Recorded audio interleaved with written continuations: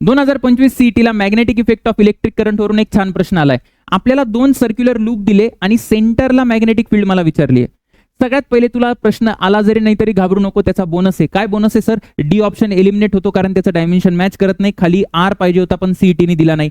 ए ऑप्शनला पण एलिमिनेट करू शकतो. का करू शकता सर? कारण हा magnetic field due to 1 कॉइलचा formula आहे, म्हणजे 2 कॉइलचा काहीतरी वेगळा पाहिजे. आता लॉजिक सांगा सर, बी आणि सी पैकी काय येईल? ट्रिक तर भरपूर झाल्या, तर आता लॉजिक ऐक.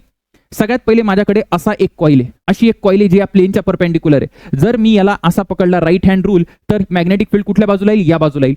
म्हणजे एक मॅग्नेटिक फील्ड इथे झाली बी. तसंच एक दुसरी कॉइल आहे जी अशी आहे, तर मी जर असा पकडला राईट हँड पकडला तर मॅग्नेटिक फील्ड कुठे येणार आहे? वरती येणार आहे.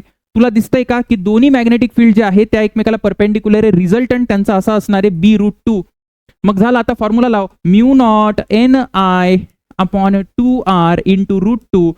2 आणि √2 कॅन्सल होऊन जाईल, खाली एक √2 वाचेल, म्हणजे बी ऑप्शन येणार आहे.